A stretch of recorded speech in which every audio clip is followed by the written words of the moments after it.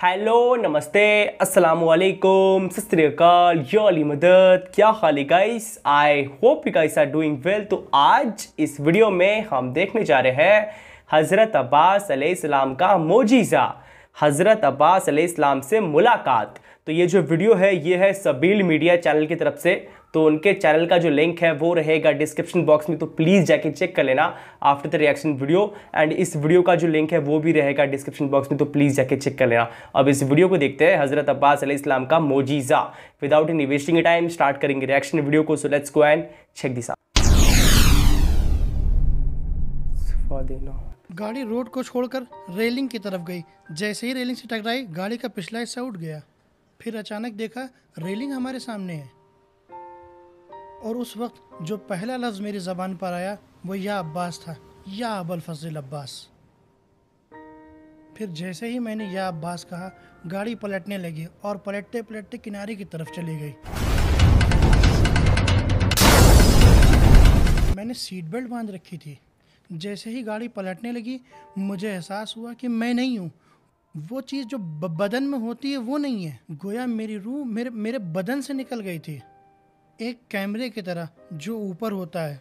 वो जैसे स्पाइडर कैमरे को आपने देखा होगा कि स्टेडियम में ऊपर की तरफ होता है, वैसे ही मैं 4 या 5 मीटर की ऊंचाई से इस एक्सीडेंट के सीन को देख रहा था। क्या आपने किसी ऐसे इंसान को वहाँ पर देखा है जिसका इंतकाल हो गया हो और गुजर चुका हो? एक शहीद को देखा था। अच्छा, शहीद को देखा था। हम लोग लविजान में रहते थे। हम 20 नंबर ब्लॉक में थे। थोड़ा आगे 24 नंबर ब्लॉक था। उसी के सामने हम लोग फुटबॉल खेल रहे थे। मेरा एक दोस्त था, उसका नाम हुसैन करीमी था। हम बच्चे थे, मेरी उम्र 9 साल थी और ईमान 10 साल का था। हम पड़ोसी थे। एक दिन घर के सामने फुटबॉल खेल रहे थे। खेल में तो तू मैं होने लगी, हुज्जत तकरार होने लगी। इसी दरमियान हम लिपट गए। चूँकि वो बड़ा था और वो ताकतवर था। मैंने हुसैन को एक हाथ मार दिया। हुसैन का एक बड़ा भाई था, अमीन करीमी। उसने जब देखा कि मैंने उसके भाई को मारा है तो उसको गुस्सा आ गया। मुझसे कुछ पूछे बगैर कि क्या हुआ, क्यों मेरे भाई को मारा, मेरे बाएं कान पर एक तमाचा मार दिया, वो भी मेरे सारे दोस्तों के सामने। मेरा गुरूर टूट चुका था। मैं रोता हुआ घर चला गया। कुछ साल गुजर गए। 2014 में अमीन करीमी फ़ौज में चला गया। फिर जनाब ज़ैनब के रोज़े की हिफाजत के लिए चला गया और एक फ़ौजी ऑपरेशन में शहीद हो गया। 9 मुहर्रम 2015 को हम लोग जुलूस में थे, साथियों के साथ बैठे हुए थे। खबर आई करीमी शहीद हो गया। मुझे यकीन ही नहीं हो रहा था कि करीमी शहीद हो गया। हम सब हैरत ज़दा थे, लेकिन मुझे याद था कि उसने मुझे बचपन में मारा था। तो अब भी आपको याद था? जी, मैंने दोस्तों से कहा करीमी ने एक बार मुझे बचपन में मारा था। मुझे अभी भी याद है। मैं उन्हें माफ़ नहीं करूँगा, ताकि क़यामत के दिन इसके ज़रिए उसके थोड़े सवाब ले सकूँ, ताकि वो मेरी शफाअत करे और मैं भी जन्नत में जा सकूँ। इसके 1 महीने के बाद मेरा एक्सीडेंट हो गया और मैं कोमा में चला गया। बाप रे। कोमा की हालत में मेरा जिस्म बेड पे था और मेरी रूह मेरे जिस्म के सिराने थी। मुझे ऐसा लगा जैसे कोई मेरी तरफ आ रहा है। उसने कहा, मैं अमीन करीमी हूँ, तुम्हें याद है मैंने तुम्हें बचपन में मारा था और तुमने ऐसे कहा था मैं तुम्हें कभी माफ़ नहीं करूँगा। मैंने कहा ठीक है, तो क्या हुआ? उसने कहा मैं तुम्हारे पास माफ़ी मांगने के लिए आया हूँ। याद है तुमने कहा था कि मैं तुम्हें माफ़ नहीं करूँगा। मैंने कहा तुम तो शहीद हो गए थे, तुम्हें मेरी माफ़ी की क्या ज़रूरत है? उसने कहा तुम्हारी माफ़ी की वजह से मेरा काम रुका हुआ है। ठीक है मैं शहीद हो गया हूँ, लेकिन हक़्क़ुन्नास माफ़ नहीं किया जाता। तो मैंने कहा जो शहीद हो जाता है क्या वो माफ़ी मांगने आ सकता है? उसने कहा नहीं, बल्कि मेरे लिए जनाब अब्बास, इमाम हुसैन और जनाब ज़ैनब ने परवरदिगार से इजाज़त ली है, तो मैं तुम्हारे पास आया हूँ, ताकि मैं तुम्हारे पास आकर तुमसे माफ़ी मांग सकूँ। हज़रत अब्बास ने मुझसे कहा है कि अगर उसने तुम्हें माफ़ कर दिया तो मैं उसकी शफाअत कर दूँगा और वो ठीक हो जाएगा और वो दुनिया में पलटा दिया जाएगा और मैं अल्लाह से उसकी शफाअत करूँगा। मैं चाहता था माफ़ी को रोक लूँ और क़यामत के लिए बचा के रखूँ और उससे कह दूँ कि मैंने तुम्हें माफ़ किया, ताकि हज़रत अब्बास मुझसे मुलाकात के लिए आएँ। मैं चालाकी करना चाहता था और मैंने यूं ही कह दिया ठीक है جاؤ میں نے تمہیں معاف کر دیا۔ میں چاہتا تھا کہ یہ چلا جائے اور جناب عباس مجھ سے ملنے کے لیے آ جائیں، ایک طرح کی چالاکی کرنا چاہتا تھا۔ اس نے کہا نہیں، دیکھو خدا ہمارے اور تمہارے درمیان گواہ ہے اور وہی حاکم بھی ہے، اور دیکھو کہ اگر کوئی حاکم بھی ہو اور گواہ بھی ہو تو بچ کر نہیں نکل سکتے۔ کافی دیر ہو گئی، جناب عباس بھی نہیں آئے، تو میں نے کہا مجھے دھوکہ دے دیا۔ آخر معافی بھی لے لی اور جناب عباس بھی نہیں آئے۔ اسی حالت میں نے ملک الموت کو دیکھا۔ وہ 3 لوگ تھے، پورا کالا لباس پہنے ہوئے تھے۔ وہ میری طرف دیکھ رہے تھے۔ ان میں سے ایک نے مجھ سے کہا، اے تم اٹھو، چلو ہمارے ساتھ چلو۔ میں نے کہا میں کہا ہاں تم۔ کہا میں نہیں جاؤں گا۔ کہا تمہاری مرضی نہیں چلے گی، ہمیں حکم ہے تمہیں ساتھ لے کر آئیں۔ اسی دوران میرے خالو اور میرے ممی پاپا مجھے دیکھنے کے لیے آئے تھے اور ICU کے گیٹ کے پاس حدیث قصہ پڑھ رہے تھے۔ ادھر میں ان لوگوں سے بحث کر رہا تھا، تبھی میں نے دیکھا کہ 5 شخصیتیں ہرے لباس میں نمودار ہوئی، جن میں 2 بچے، 2 مرد اور ایک خاتون تھی۔ اور جب میں ہاسپٹل سے ڈسچارج ہو کر کے گھر آیا اور میں نے حدیث قصہ کو معنی کے ساتھ پڑھا تو مجھے سمجھ میں آیا کہ وہ تو پنجتن تھے۔ وہ آئے اور ان تینوں لوگوں سے کہا کہ ایمان کو چھوڑ دو، ابھی حکم ہوا ہے کہ اس کو زندہ رہنا ہے، اور باب الہوائے جائیں گے اور اس کی شفاعت کریں گے۔ بالکل یہی جملہ انہوں نے کہا تھا۔ پلیز آپ ذرا کھڑے ہوئیے، میرے پاس آئیے۔ ایک شخصیت میرے پاس آئی اور میرے سر پہ ہاتھ پھیرا۔ میرا سر جھکا ہوا تھا۔ جب وہ ہاتھ پھیر رہے تھے تو آپ کو محسوس ہو رہا تھا؟ جی ہاں، میرے جسم والے سر پہ نہیں بلکہ میرے روح والے سر پہ۔ اب آپ بیٹھ جائیں پلیز۔ انہوں نے کہا بیٹا پریشان نہ ہو، مایوس نہ ہونا۔ تو میں نے کہا میں مایوس نہیں ہوں۔ نہیں معلوم کون تھے۔ میں نے اپنا سر اٹھایا اور تعجب سے کہا یا ابا الفضل۔ بے اختیار میری زبان پہ یہی لفظ آیا۔ میں نے کہا یا ابا الفضل، یہ کتنے حسین ہیں۔ ان کا قد اتنا لمبا تھا، میں نے ایسے کر کے دیکھا۔ یا ابا الفضل ڈر کی وجہ سے تھا؟ نہیں، ان کی خوبصورتی کی وجہ سے۔ وہ زمینی نہیں تھے کہ ان کا اسکیچ بنا سکیں یا ان کی پینٹنگ کر سکیں یا ان کی کوئی صورت بنا سکے۔ انہوں نے پوچھا مجھے جانتے ہو میں کون ہوں؟ میں نے کہا نہیں۔ انہوں نے کہا میں وہی ہوں جس کا تم نے ابھی نام لیا تھا، میں ابو الفضل عباس ہوں۔ میں نے کہا یہ ابو الفضل عباس کون ہے؟ تو انہوں نے کہا میں ساقی دشت کربلا، امام حسین کا بھائی۔ میں ناراض تھا۔ میں نے کہا بچپن سے آپ کی عزاداری کرتے ہیں، احسان نہیں ہے، آپ سے محبت کرتے ہیں۔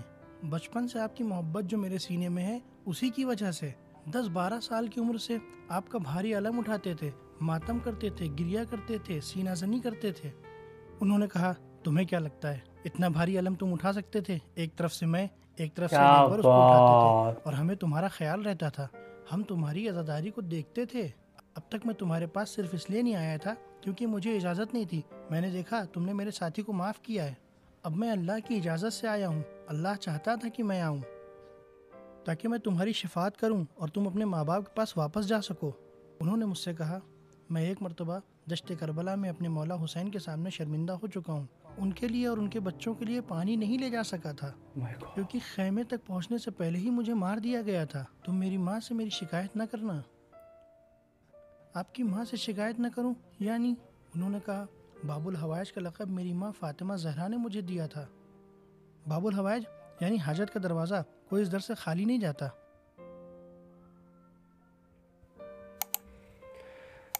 تو تم بھی مجھے میری ماں کے سامنے شرمندہ نہ کرنا۔ میں نے کہا ٹھیک ہے مولا، میں آپ سے وعدہ کرتا ہوں۔ کہا اپنے جسم میں جاؤ۔ میں نے کہا میں نہیں جا سکتا۔ آپ ذرا 1 منٹ کھڑے ہوں۔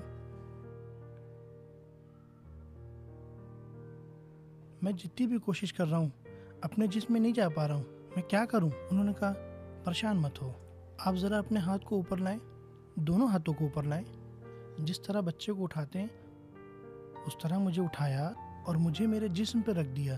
جیسے ہی انہوں نے میری روح کو میرے جسم پہ رکھا، میرے جسم میں کھچاؤ پیدا ہونے لگا۔ نرسوں نے دیکھا اور بھاگتی ہوئی میرے پاس آئیں اور جلدی جلدی میرے سر کے اوپر جو پردے لگے ہوئے تھے کھڑکی کے پاس ان کو بند کرنے لگی۔ جب میں ہوش میں آیا تو میری آواز نلی میں پھنس گئی۔ میں ہوش میں آیا، میں چلانے لگا نرس، ڈاکٹر، یہاں آؤ، یہاں آؤ، वो जो यहाँ थे वो कहाँ चले गए? नर्स ने कहा, कौन कौन किसकी बात कर रहे हो? मैंने कहा, वही जिन्होंने अभी मुझे जिंदा किया है। सबील मीडिया, कुरान और अहले बैत का। बहुत बड़ी बात है यार, बहुत लकी पर्सन है ये। इनको मौला अब्बास अलैहिस्सलाम मिले, सिर्फ मिले नहीं, मौला अब्बास अलैहिस्सलाम ने इनको उठाया भी।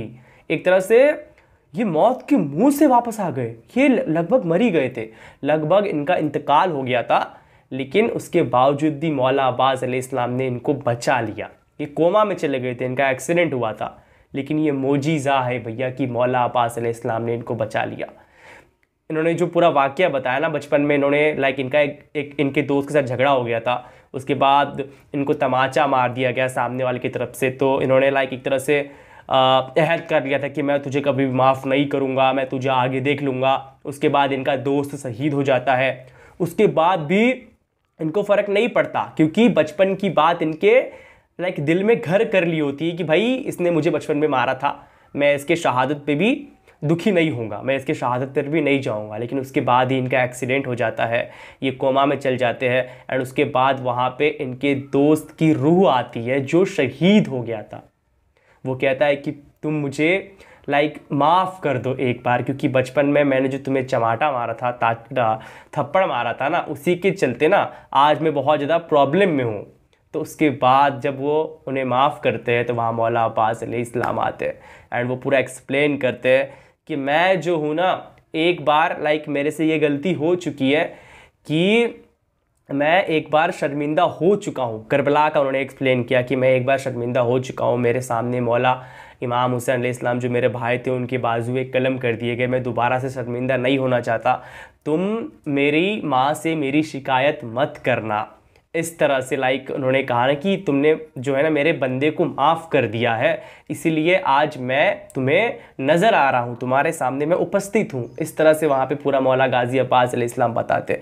ये बहुत बड़ी बात है यार, सच बता रहा हूँ, हर किसी के नसीब में मुझे नहीं लगता मौला गाजी अब्बास अलैहिस्सलाम आएंगे। उस तरह से कर्म होने चाहिए, उस तरह के काम होने चाहिए, उस तरह की चीज़ें होनी चाहिए लाइफ में, ताकि तुम्हें जो है ना पंचतन पाक दर्शन दे सके, तुम्हें पंचतन पाक मिल सके। इस तरह से जिस तरह से इस व्यक्ति को आके मिले थे मौला गाजी अब्बास अलैहिस्सलाम। ये कहते हैं कि बचपन से हम आपका अलम उठाते आ रहे हैं। मौला गाजी अब्बास अलैहिस्सलाम कहते हैं कि इतना भारी अलम तो आखिर अकेले कैसे उठा लेता था, कहीं ना कहीं उसमें सपोर्ट भी हमारा था।